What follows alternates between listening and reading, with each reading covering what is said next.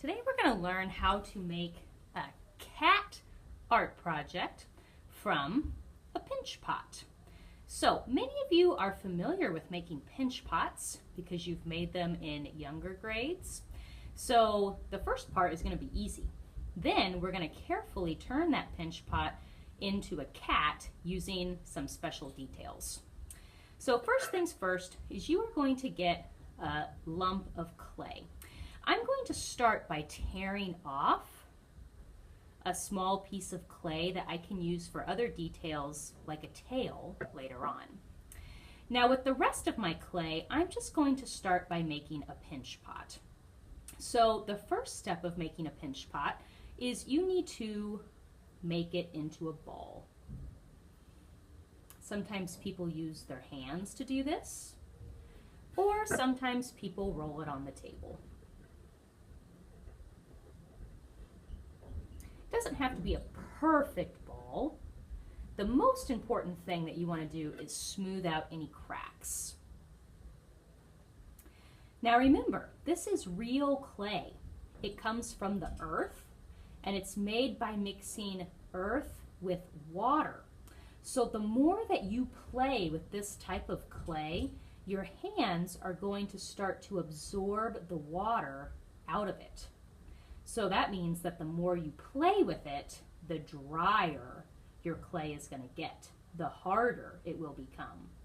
So whenever I'm making my pinch pot, I'm trying hard not to squish it any more than I have to.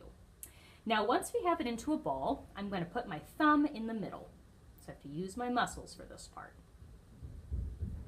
Now after I have my thumb in the middle, I'm going to pinch. Pinch and turn. Just get your little munchy mouth in there and pinch. The great thing about clay is it will just shape any way you push it. So if you want your pinch pot to be a little taller, if I want a taller cat, I might even kind of roll it a little taller and push my thumb up more.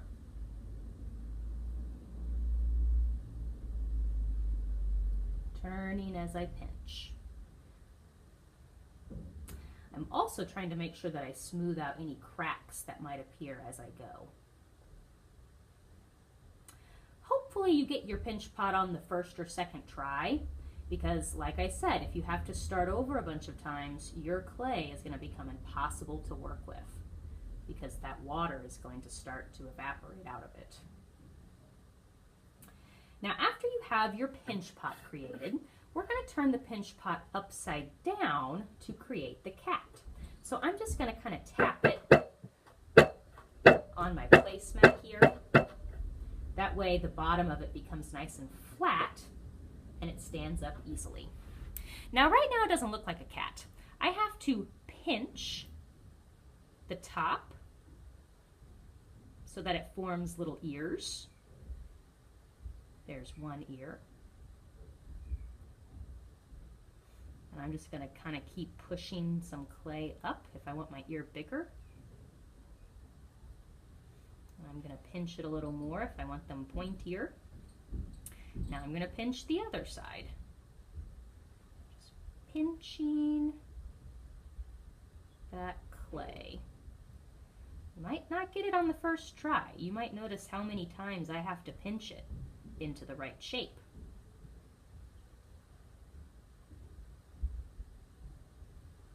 There we go, until I have two little ears that I think look good.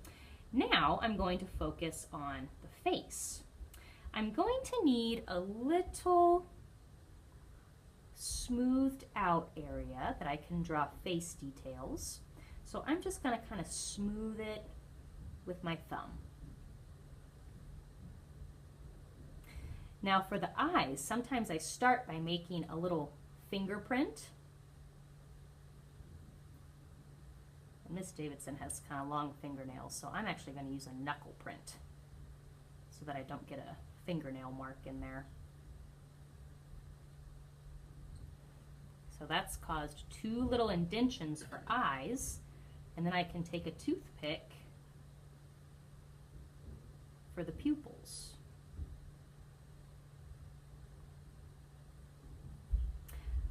I also like to use the toothpick to draw a little kitty face. Now you can draw your kitty's face however you like, but I like to use the side to press into the clay to create an X.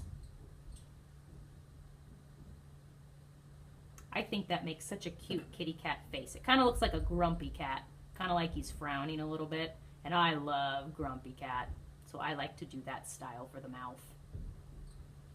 Now another thing I can do is use my toothpick to draw whiskers. I could draw some eyebrows on my cat. I could draw a little tongue sticking out. I could use it to draw whatever I want. Now I'm going to keep on smoothing out the rest of my clay so that my cat has a nice smooth surface for the body. The next thing that I'm going to work on is the tail. I'm going to take a little part of my extra clay that I saved from the beginning, and I'm going to squish it in my hand so that it doesn't become a ball, it becomes more of an oval shape. I'm going to roll this on the table to create a coil. Sometimes when you're younger, you roll these out and call it a snake. But actually, they have a real artist name, and that's called a coil. Now, once you have your coil, you can decide how long you want your cat's tail to be. I think that will probably be long enough for mine. And then you can attach it to the back of your cat's body. Now, if I just stick it on like this, when my clay dries, that clay is not going to be sticky anymore, and it will pop right off. So that's why I need to slip and score. And I'm going to zoom in for slipping and scoring. To slip and score, I'm going to take a toothpick and I'm going to tear up the part of the clay that I want to stick the tail onto. I'm making a lot of crisscross lines so it looks really messy and scratchy. Then I'm going to take the tail and do the same thing with the part that's going to stick to the body. Then I'm going to take just one little finger dip of water, tap it on the body and on the tail, and then I'm going to very carefully wiggle those two scored pieces together. That slipping and scoring will make your tail stay. Then I'll probably use my thumb to kind of smooth it out a little bit so that it looks like it's connected to the body.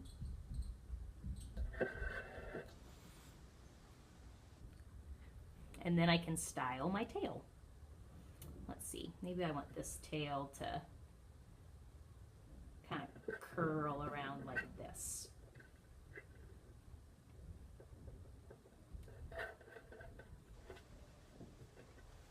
Now when you're done adding the tail, you can add other details to your cat if you like.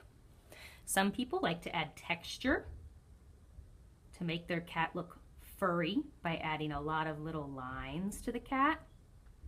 Or some people want their cat to look smooth.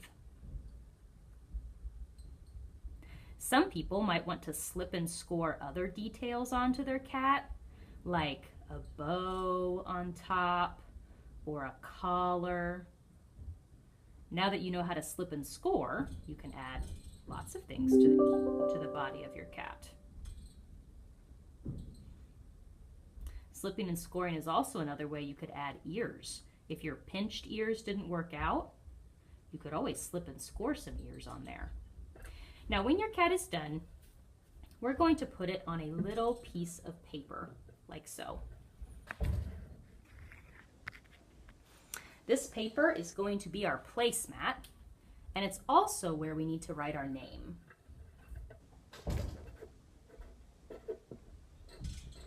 And your art code. That way I know whose cat is whose at the end of class.